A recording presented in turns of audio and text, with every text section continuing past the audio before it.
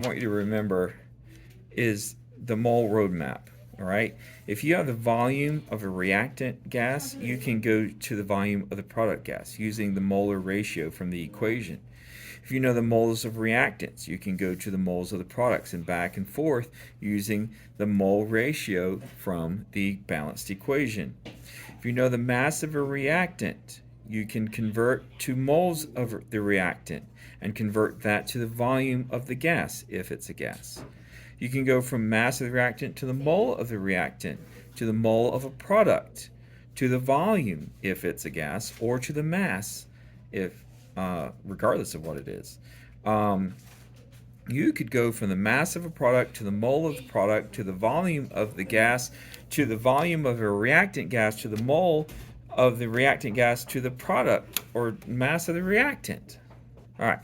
And so this is very important. Now you do need to know a couple of things for this. For example, you need to know that 1 mole of a gas at STP is 22.4 liters. Okay, you need to know the balanced equation in order to get the mole ratios.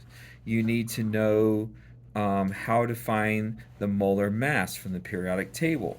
Okay, but this is a big deal for stoichiometry. All right, so for number 1 on the quiz, you had a similar problem. I've changed the numbers. Okay, but you had a similar problem, and what you need to do to find out how much ammonia was needed to produce the 6 moles of nitrogen oxide, okay, is you're going to take the mole of the product. So we're right here. We have moles of a product. We're going to convert that to moles of reactant. And we're going to use the mole ratio from the equation to do that. Okay? And so the mole ratio would be for every 4 nitrogen monoxide molecules, you have 4 ammonia molecules or moles. Okay? And all right. And so then for number 2, it says how much oxygen is needed. Well, there's 2 ways you could do this. You could take the moles of NH3 that you calculated in number 1 and go from moles of a reactant to O2, which is a reactant as well. So you would just be using that mole ratio of these 2, this 4-to-5 ratio, to convert from ammonia to moles of oxygen. Or you could take your moles of nitrogen monoxide that they gave you in the problem and convert that. So in that case, you'd be going from moles of a product, to moles of a reactant. Okay. Number 3, you had a problem similar to this. If you had 9 moles of ammonia, how much H2O would it produce? Well, NH3 is a reactant, so you have moles of a reactant.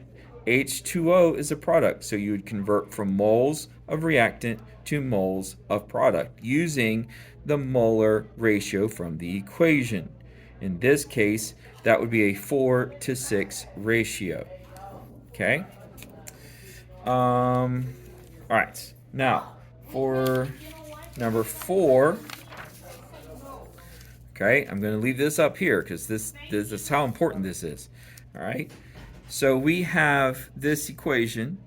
It's at STP. We know that 1 mole of gas is 22.4 liters. So the question is, if we have 22 grams of barium hydroxide, that's the mass of a product. So we're right here. And then we're going to convert that to moles of a product. So we've got mass of the product, we convert to moles of the product. Okay? And then we're going to go from moles of the product to moles of the other product, in this case, ammonia. And then finally, we use the volume ratio to convert from moles of the other product to the volume. All right?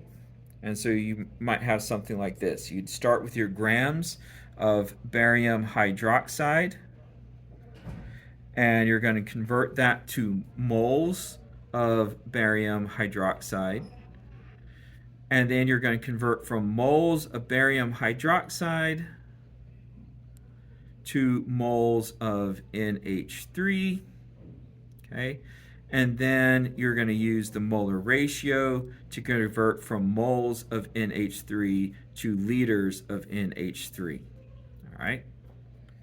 For number 5, okay, all right, we've got the volume of a product, so we're going to convert that to moles of a product. And then we're going to go from moles of the product to moles of the reactant. And you can do that. All right, that's perfectly legal. Or you could have gone from the mass of your product to the moles of the product to moles of the reactant. Either way would get you the same answer.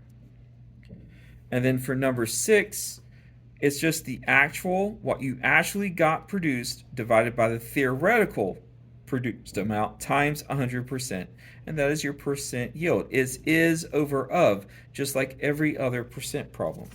Okay.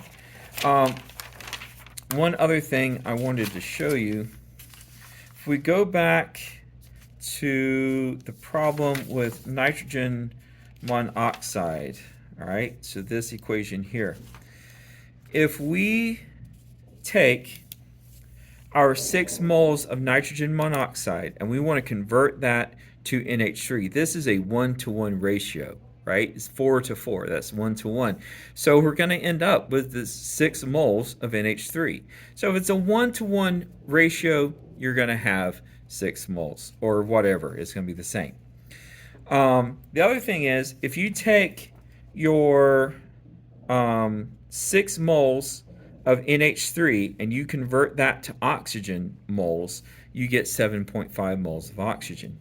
If you take your 6 moles of nitrogen monoxide and you convert that to oxygen, you get 7.5 moles of oxygen. That makes sense because, again, it's a 1-to-1 ratio. But what about H2O?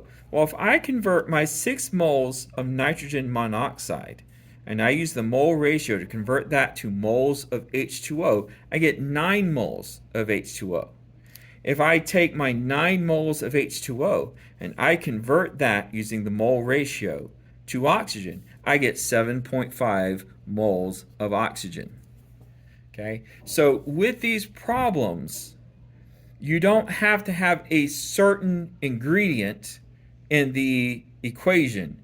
You can convert from reactant to product or product to reactant, or from reactant to reactant, or mole product to product, or product to reactant, reactant to product. So that's why this diagram needs to live in your brain. Okay, rent free. This diagram needs to be in your brain, at least till you're done with chemistry. And you might have to take it in college, so as a general ed thing. So, put this in your brain.